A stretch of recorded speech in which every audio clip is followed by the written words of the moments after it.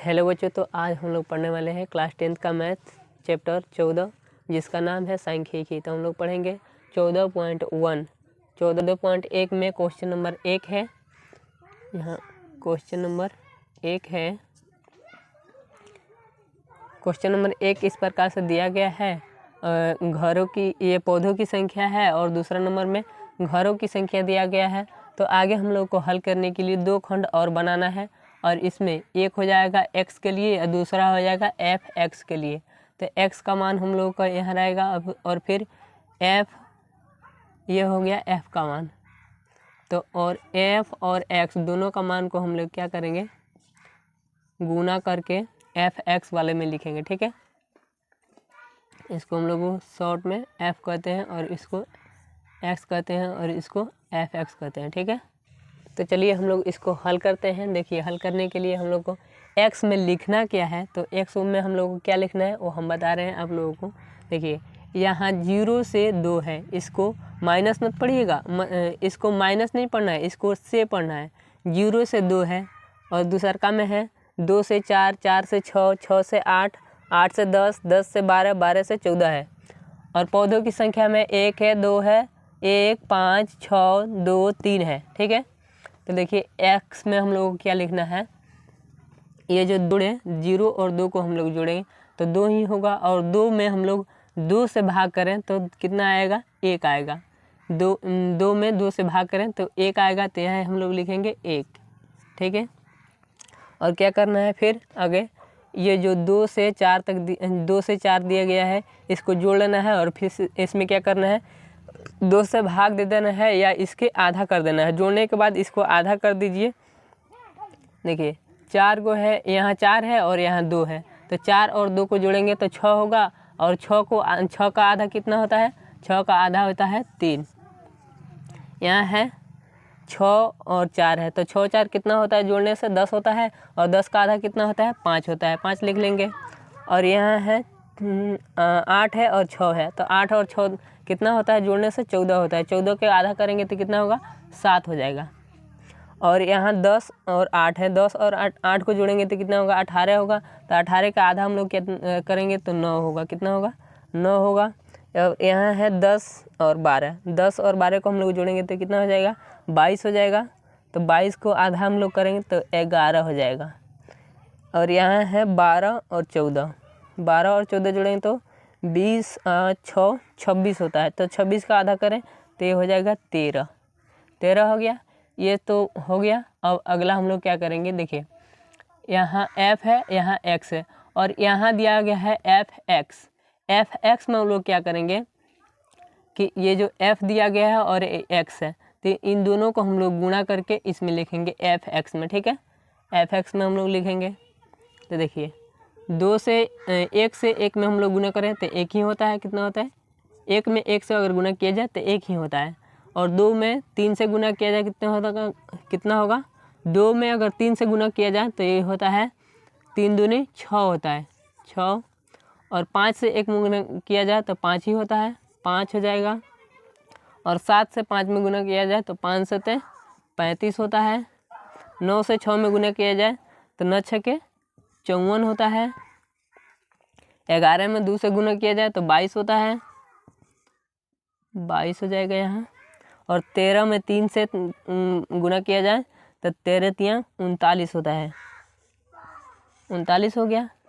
देखिए इसको है जो, इसको पौधों की संख्या जो है इसको हम क्या बोलते हैं, पौधों की संख्या यानी 2 नंबर पर जो आता है इसको हम बोलते हैं सिग्मा f। क्या बोलते हैं, हम बोलते हैं सिग्मा f। क्या बोलते हैं, इसको बोलते हैं सिग्मा f बोलते हैं। तो सिग्मा f इसका मतलब योग कितना होगा। सिग्मा f को हम लोग निकालने के लिए क्या करेंगे, इस सिग्मा f यानी घरों की संख्या में जितनी भी संख्याएं दी गई है इन सबको हम लोग जोड़कर यहाँ लिखना है। ठीक है, यहाँ लिखेंगे। देखिए यहाँ है 1 है, 2 है, 1 और 2 जोड़ने से कितना होता है, 3 होता है। 3 और 1 4, 4 4 5 9, 5 4 9, 9 6 15, 15 2 15 और 2 17, 17 17 3 20। तो हम लोग को हो जाता है सिग्मा f बराबर 20 आ रहा है।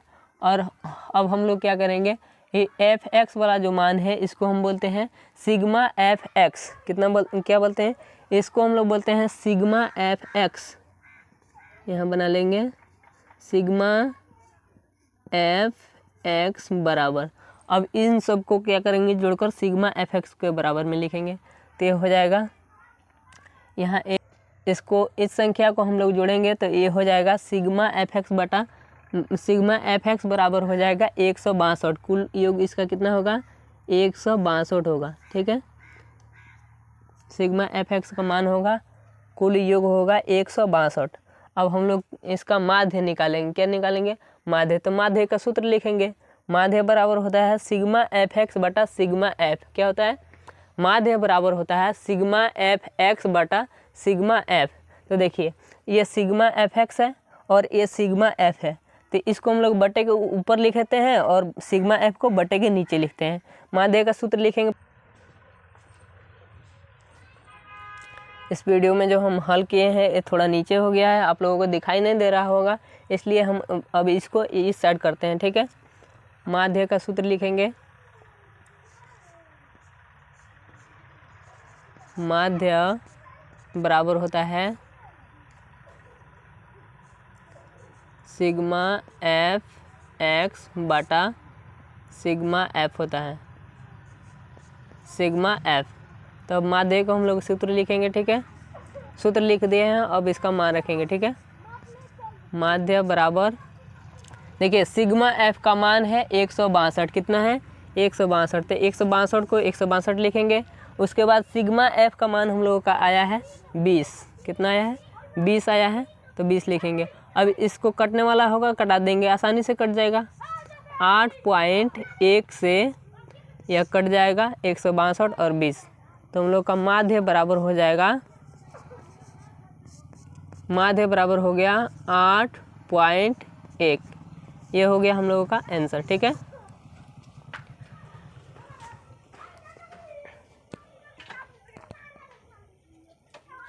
क्लास 10 का चैप्टर 14 का 14.1 का क्वेश्चन नंबर 2 हम लोग पढ़ने जा रहे हैं। तो देखिए क्वेश्चन नंबर 2 को हम इस प्रकार से लिख लिए हैं, आप लोग भी लिख लीजिएगा।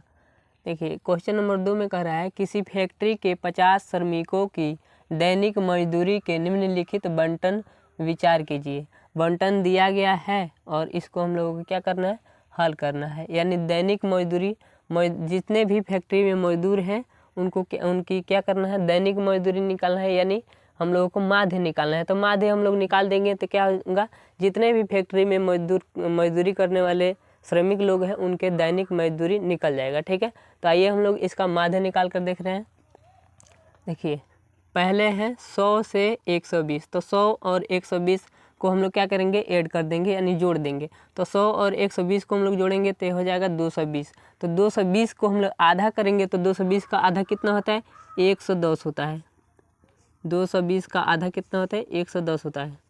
और देखिए दूसरा में है 120 से 140, से 120 और 140 को हम लोग प्लस करेंगे तो कितना होगा? 260 होगा। 260 को हम लोग आधा करेंगे तो कितना होगा? 260 के आधा होता है 130। 260 का आधा कितना होगा?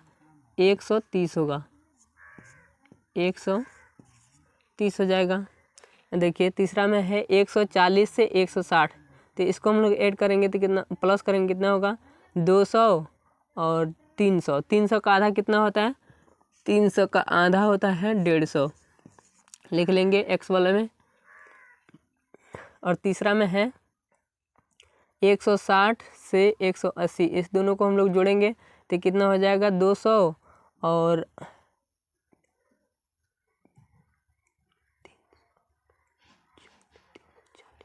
इस दोनों को हम लोग जोड़ेंगे तो हो जाएगा 340। तो 340 का आधा कितना होता है? 340 का आधा होता है 170। कितना होता है? इसका आधा कितना होता है? 170 होता है। कितना होता है? 170 लिख लेंगे। और ये है, ये हो जाएगा 200 और 100, 300 380, 380 हो जाएगा। तो 380 को हम लोग क्या करेंगे? आधा करेंगे तो हो जाएगा 190, 190 हो जाएगा। ये तो हो गया। अब हम लोग एफ एक्स का मान निकालेंगे। एक्स का तो मान निकालेंगे, अब एफ एक्स का मान निकालेंगे। तो देखिए ये है एफ और ये है एक्स। एफ और एक्स दोनों को हम लोग गुना करके एफ एक्स में लिखेंगे, ठीक है। इसका योग निकलेगा।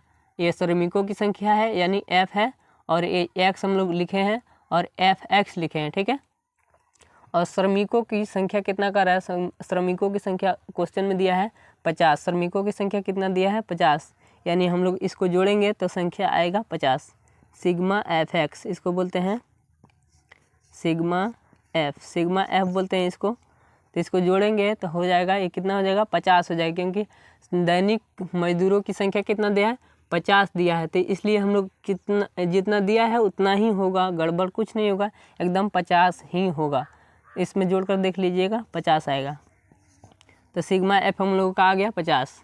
अब हम लोग क्या करना है, ये जो एफ है और एक्स है, एफ एक्स में हम लोग क्या करना है, इस दोनों को गुना करके लिखना है। तो 110 में 12 से हम लोग गुना करेंगे तो कितना होगा, 110 में हम लोग 12 से गुना करेंगे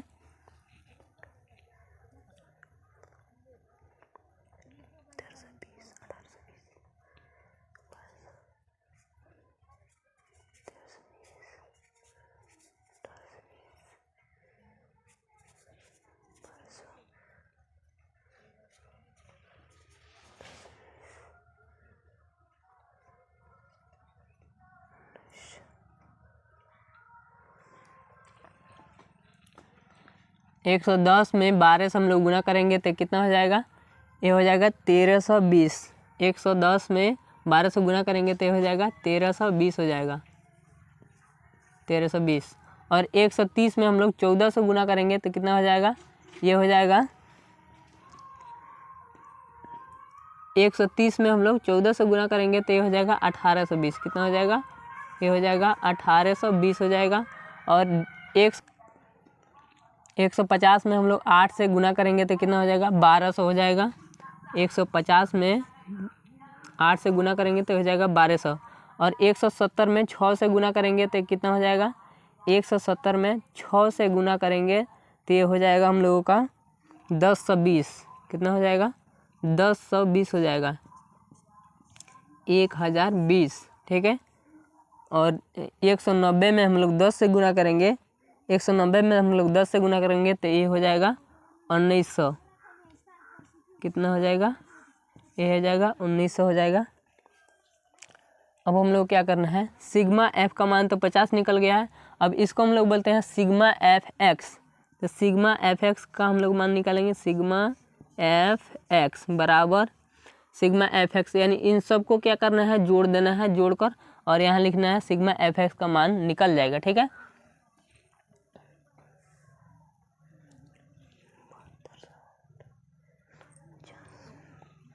इसको सब हम लोग जोड़ेंगे, सिग्मा एफ एक्स में जितना भी योग है सबको जोड़ेंगे तो हो जाएगा 7260 हो जाएगा। कितना हो जाएगा, 7260 हो जाएगा, ठीक है।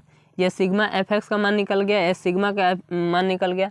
अब हम लोग माध्य निकालेंगे तो लिखेंगे माध्य बराबर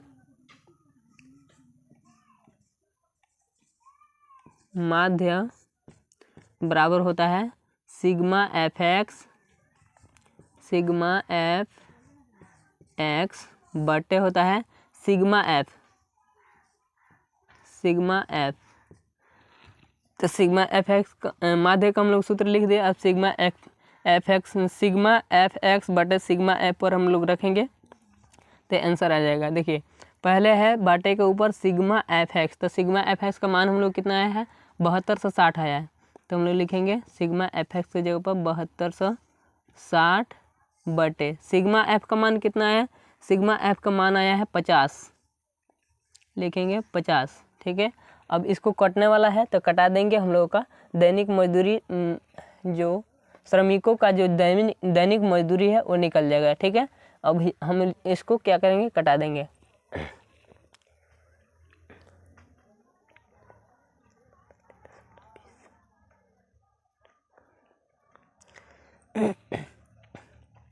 माध्य का सूत्र हम लोग लिख लिए हैं। माध्य के सूत्र पर हम लोग इसका मान रखेंगे, सिग्मा एफ एक्स है और सिग्मा एफ है।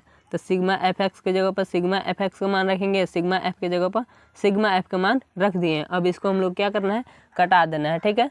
और दैनिक मजदूरी निकल जाएगा आसानी से, यानी हम लोगों का माध्य निकल जाएगा, ठीक है। यहाँ लिखेंगे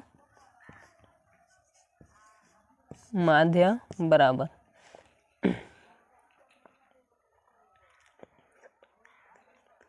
ये हम लोग का कट जाएगा 145.20 से कट जाएगा, ठीक है। तो हम लोग का माध्य कितना आ गया, माध्य आ गया हम लोग का 145.20 आंसर। जो श्रमिकों का मजदूरी है, दैनिक मजदूरी, वो आ गया कितना 145.20, ठीक है। यह हम लोगों का आंसर आ गया 2 नंबर का, ठीक है।